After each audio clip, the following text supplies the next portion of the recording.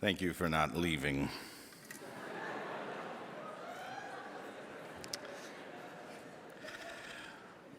The Best Christmas Pageant Ever by Barbara Robinson.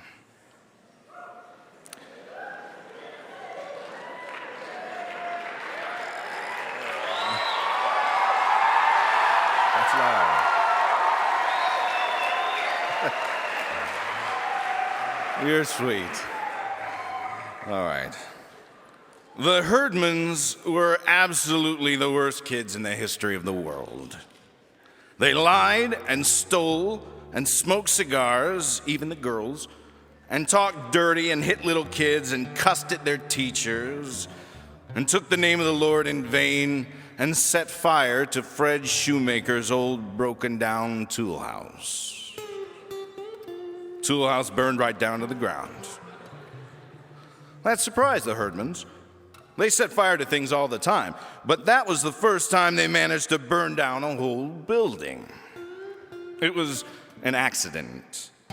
They didn't wake up that morning and say to one another, "Let's go burn down Fred Shoemaker's tool house." Well, but maybe they did. After all, it was a Saturday and not much was going on. It was a terrific fire.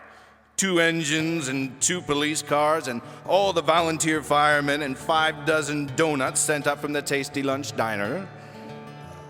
The donuts were supposed to be for the firemen, but by the time they got the fire out, the donuts were all gone. Herdmans got them. They were playing with Leroy Herdman's Young Einstein chemistry set, which he stole from the hardware store, and that was how they started the fire. Leroy said so, but Leroy was mad because the chemistry set got burned up along with everything else before he had a chance to make 1 or 2 bombs. The fire was a great lesson to the Herdmans. They learned that whenever there's a fire, there will be free donuts sooner or later. They were just so all-around awful, you could hardly believe they were real. Ralph, Imogene, Leroy, Claude, Ollie, and Gladys. 6 skinny, stringy-haired kids, all alike, except for being different sizes and having different black and blue places where they had clonked each other. The Herdmans moved from grade to grade through the Woodrow Wilson School like those South American fish that strip your bones clean in 3 minutes flat, which was just about what they did to one teacher after another. But they never got kept back a grade. When it came time for Claude Herdman to pass to the 2nd grade, he didn't know his ABCs, or his numbers, or his colors, or his shapes, or his 3 bears, or how to get along with anybody. But Miss Brandel passed him anyway. For one thing, she knew she'd have Ollie Herdman the next year. No teacher was crazy enough to let herself in for 2 of them at once. Alice Wendelkin, on the other hand, was so nasty clean that she had detergent hands by the time she was 4 years old. Just the same, Alice picked up a case of head lice at summer camp, and somehow Imogene found out about it. She would sneak up on Alice at recess and holler, "Cooties!" and smack Alice's head. She nearly knocked Alice cross-eyed before one of the teachers saw her and took both of them into the principal. "Now what's this all about?" the principal wanted to know, but Alice wouldn't say. "I had to hit her," Imogene told him. "She's got cooties, and I saw one crawling in her hair, and I don't want them on me." "You did not see one," Alice said. "I don't have them anymore." "What do you mean, don't have them anymore? Did you have them lately?" It really shook him up. He didn't want a whole school full of kids with cooties. So he sent Alice to the health room, and the nurse went all through her head with a fine-tooth comb and a magnifying glass and finally said it was all right, but it was too late. Everybody called Alice Cooties the whole rest of the year. It was no good trying to get secrets on the Herdmans. Everybody already knew about the awful things they did. You couldn't even tease them about their parents or holler, "Your father's in jail," because they didn't care. Actually, they didn't know where he was or anything about him, because when Gladys was 2 years old, he climbed on a railroad train and disappeared. Nobody blamed him. Now and then you'd see Mrs. Herman walking the cat out on a length of chain around the block, but she worked double shifts at the shoe factory and wasn't home much. She had a chance to work a single shift, but she turned it down. Everybody figured that the Herdman kids were headed straight for hell by way of the state penitentiary until they got themselves mixed up with the church and our Christmas pageant. The Christmas pageant wasn't much what you'd call four-star entertainment. The script was standard: the inn, the stable, the shepherds, the star, the angels. Primary kids are angels, intermediate kids are shepherds, big boys are wise men. Elmer Hopkins, the minister's son, has been Joseph for as long as we can remember, even though he didn't want to be. And Alice Wendelkin is Mary, because she's so smart, so neat, and clean, and most of all, so holy-looking. Everybody else was a member of the angel choir, lined up according to height because nobody could sing parts. As a matter of fact, nobody could sing. It's always just the Christmas story, year after year, with people shuffling around in bathrobes and bed sheets and sharp paper wings. Of course, nobody even thought about the Herdmans in connection with the Christmas pageant. Most of the kids spent all week in school being pounded and poked and pushed around by Herdmans, and they looked forward to Sunday as a day of rest. Charlie said the thing he liked most about Sunday school was the fact that the Herdmans were not there. For 3 days in a row, Leroy Herdman stole the dessert from Charlie's lunchbox, and finally Charlie just gave up trying to do anything about it. "Oh, go on and take it," he said. "I don't care. I get all the dessert I want in Sunday school." He was lying. And of course, that was the wrong thing to tell the Herdmans if you wanted them to stay away. So they came. They didn't sing any hymns or say any prayers, but they did make a little money, because I saw Imogene sneak a handful of coins out of the collection basket when it went past her. At the end of Sunday school, Mr. Grady came to every class and made an announcement. "We'll be starting rehearsal soon for our Christmas pageant, and next week after the service, we'll all gather in the back of the church to decide who will play the main roles. We want every boy and girl in our Sunday school to take part in the pageant." "What's the pageant?" Imogene asked. "It's a play," someone said, and for the first time that day, except when she saw the collection basket, Imogene looked interested. The Herdmans were big moviegoers. "What's the play about?" "It's about Jesus." "Everything here is," Imogene muttered. So they all figured Imogene didn't care much about the Christmas pageant. They were wrong. After church the next Sunday, the children all filed into the back 7 pews along with 2 or 3 Sunday school teachers who were supposed to keep everybody quiet. "Now, this isn't going to take long," the director of the play told the children.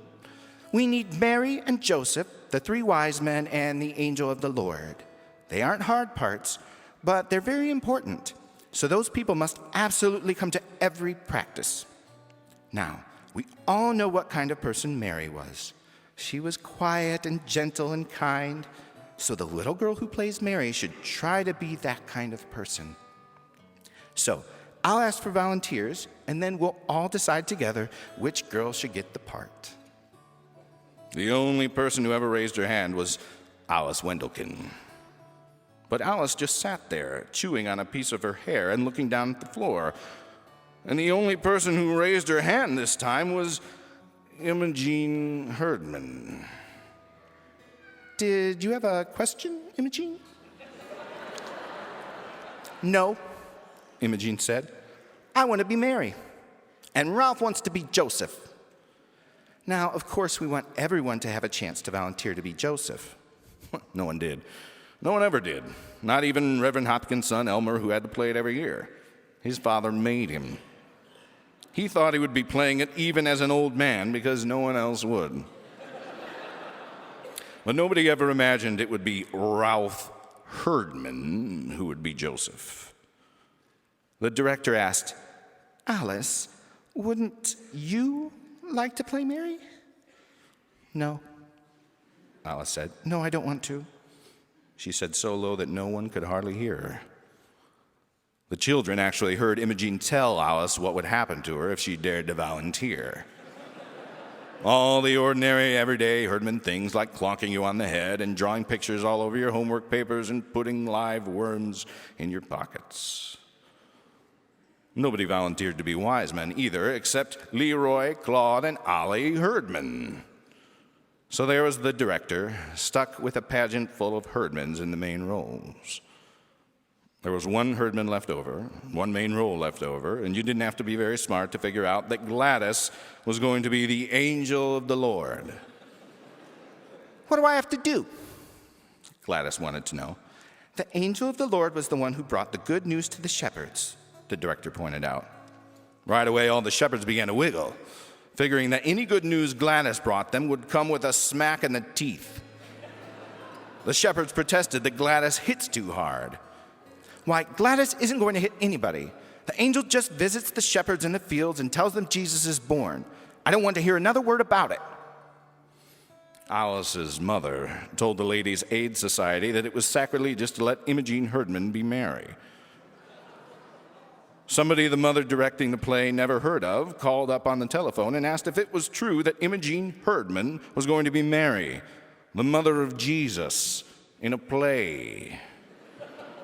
She said, "Yes, and all the rest of them are in it too." "You must be crazy." Some people said it wasn't fair for a whole family who didn't even go to the church to barge in and take over the pageant. But the director said, "I'm going to make this the very best Christmas pageant ever, and I'm going to do it with all the Herdmans." The first pageant rehearsal is usually not much fun, but this one was different. "Who are the shepherds?" Leroy wanted to know. "Where did they come from?" Ollie Herdman didn't even know what a shepherd was. "What's an inn?" Claude asked. "It's like a motel where people go to spend the night." Imogene shouted. "Begin at the beginning." The thing was, the Herdmans didn't know anything about the Christmas story. They knew that Christmas was Jesus' birthday, but everything else, shepherds, wise men, the star, the stable, the crowded inn, were all news to them. They never went to church in their whole life till Charlie told them they got refreshments. "And all you ever hear about Christmas at school," Alice said, "is how to make ornaments out of aluminum foil. So how would they know the Christmas story?" They might have read about it, but all they ever read were amazing comics. The only other way to hear about Christmas was from their parents, and Mr. Herdman apparently never got around to it before he hopped a train. So they didn't know. So they began by reading a Christmas story from the Bible, which was a pain to most everybody. "Joseph and Mary, his espoused wife, being great with child—" "Pregnant?" yelled Ralph Herdman. "She was pregnant?" Well, that stirred things up. "That's enough, Ralph," the director screamed. "I don't think it's very nice to say Mary was pregnant," Alice whispered. But she was. In a way, though, most everybody agreed with her. It sounded too ordinary. Anybody could be pregnant. Great with child sounded better for Mary. Alice said, "I'm not supposed to talk about people being pregnant. I better tell my mother." Someone pinched Alice and she yelped. "Shut up," Imogene said. "I want to hear the story." Nobody could believe it. The Herdmans were famous for never sitting still and never paying attention. Yet here they were, eyes glued on the teacher and taking in every word of the Christmas story. When she read about there being no room at the inn, Imogene's jaw dropped and she sat up in her seat. "Good God, not even for Jesus?" Alice tensed up, and we knew that Mrs. Wendelkin would hear about swearing in church. "Nobody knew the baby was going to turn out to be Jesus." "You said Mary knew," Ralph said. Why didn't she tell them? I would have told them, Imogene said. Boy, would I have told them. What was the matter with Joseph that he didn't tell them? What was that they laid the baby in? Leroy asked. Manger. Is that like a bed? Why would they have a bed in a barn? That's the point. They didn't have a bed. They didn't have a bed in the barn, so Mary and Joseph had to use whatever they did have. What about the wadded up clothes? Swaddling clothes. Long ago, people used to wrap their babies tightly in big pieces of material so they couldn't move around. You mean they tied him up and put him in a feed box? Where was the child welfare? Gladys knew a lot about the child welfare. And lo, the angel of the Lord came upon them, and the glory of the Lord shone round about them, and Shazam! Gladys yelled, flinging her arms out and smacking the kid next to her. What? The director never read Amazing Comics. Out of the black night with horrible vengeance, the mighty marvel. I don't know what you're talking about, Gladys. This is the angel of the Lord who comes to the shepherds in the fields and out of nowhere, right? In the black night, right? Well, in a way. Gladys sat down looking very satisfied. Now, when Jesus was born in Bethlehem of Judea, behold, there came wise men from the east. That's you, Leroy, Ralph said, and Claude and Ollie. Ollie asked, What does it mean, wise men? Were they like teachers? It means like President of the United States, said Claude. Actually, Claude was right on with that answer, and he impressed everyone. Then they got to King Herod, and the herdmans never heard of him either. The Sunday school teacher explained that Herod sent the wise men to find baby Jesus so he could eventually kill him. Imogene screamed, He just got born, and already they want to kill him? The herdmans wanted to know all about Herod, and everybody just figured they liked him. He was so mean he could be their ancestor. They found out that Herod was not even in the play, and they were really mad. They said they wanted someone to play Herod so they could beat up on him. You would have thought the Christmas story came right out of the FBI files. The herdmans got so involved in it. They left the first rehearsal arguing about whether Joseph should have set fire to the inn or just chased the innkeeper into the next county. After several more rehearsals, none of which saw them complete the entire pageant, a lot of people decided they didn't think they should go through with the pageant at all. But the director insisted it would be the best Christmas pageant ever, and the show would go on. I don't know what's going to happen. It may be the first Christmas pageant in history where Joseph and the wise men get in a fight and Mary runs away with a baby, the director said. But nothing seemed very different at first. And at 7:30, the pageant began. The choir was supposed to hum O Little Town of Bethlehem while Mary and Joseph came in from the side door, but they didn't come in right away. They would have gone on humming till they turned blue, but Ralph and Imogene were finally there. Only for once, they didn't come through the door pushing each other out of the way. They just stood there for a minute as if they weren't sure they were in the right place. Because of the candles, maybe, and the church being full of people. They looked like refugees, people you see on the 6 o'clock news. But this was just the way it must have been for the real Holy Family, stuck away in a barn by people who didn't much care what happened to them. They wouldn't have been neat and tidy either. Imogene had the baby doll, but she wasn't carrying it the way she was supposed to, cradled in her arms. She had it slung over her shoulder. Before she put it in the manger, she thumped it twice on the back. Alice gasped. I don't think it's very nice to burp the baby Jesus as if it had colic. But the whole point of Jesus was that he didn't come down on a cloud like something out of Amazing Comics, that he was born and lived, a real person. Then came the shepherds, and the angel choir had to sing very loud because there were more shepherds than anyone else, and they made a lot of noise, banging their crooks around like hockey sticks. Next came Gladys, from behind the angel choir, pushing people out of the way and stepping on everyone's feet. Since she was the only one to say anything, she made the most of it. Shazam! Hey, unto you a child is born! She hollered it like it was the best news in the whole world. And all the shepherds trembled, sore afraid of Gladys, mainly. But it looked good anyway.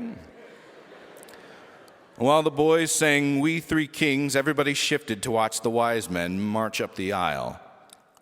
What have they got? Alice whispered. Whatever it was heavy. Leroy almost dropped it. It was a ham. And everybody knew where it came from. The church gave away food baskets at Christmas, and this was the Herdman food basket ham. Still had a ribbon around it that read, Merry Christmas. Never before had the Herdmans given away anything in their lives, except maybe lumps on the head. So you had to be impressed.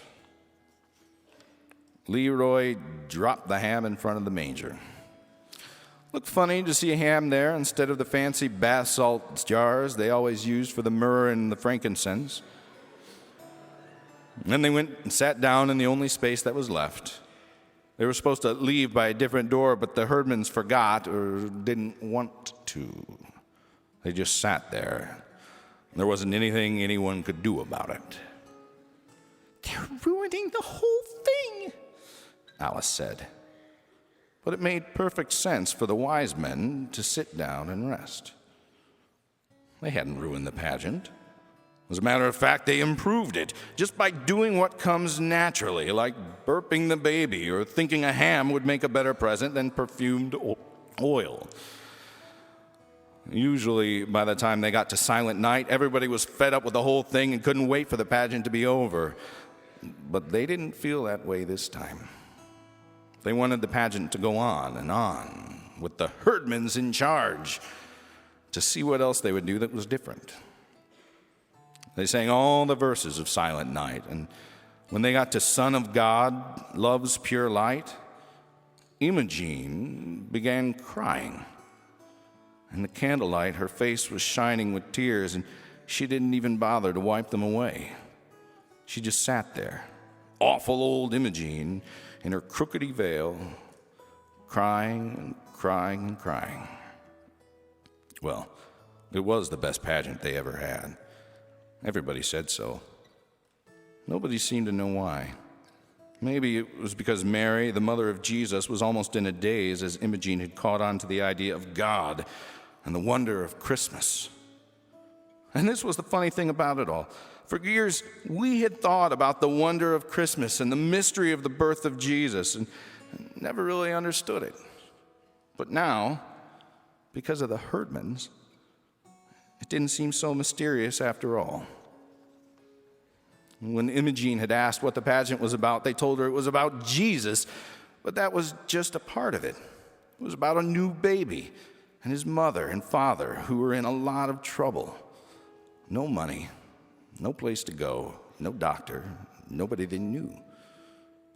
But Imogene understood the story and what it meant to her. It was like it came over her all at once. The Herdmans wouldn't take the ham home. They said it was a present for Jesus, and you don't take a present back. They wouldn't take the candy either. But Imogene did ask for a set of the Bible story pictures, and she took out just the Mary picture, which she said was just right, whatever that meant. I think it meant that no matter how she herself was, Imogene liked the idea that the Mary in the picture, all pink and white and pure, looking as if she never washed the dishes or cooked supper or did anything at all except have Jesus on Christmas. As far as everyone is concerned, Mary is always going to look a lot like Imogene Herdman, sort of nervous and bewildered, but ready to clobber anyone who laid a hand on her baby. And the wise men are going to be Leroy and his brothers, with a ham. When everyone came out of the church that night, they thought of Gladys, with her skinny legs and her dirty sneakers sticking out from under her robe, yelling at them, "Shazam! Hey, unto us a child is born."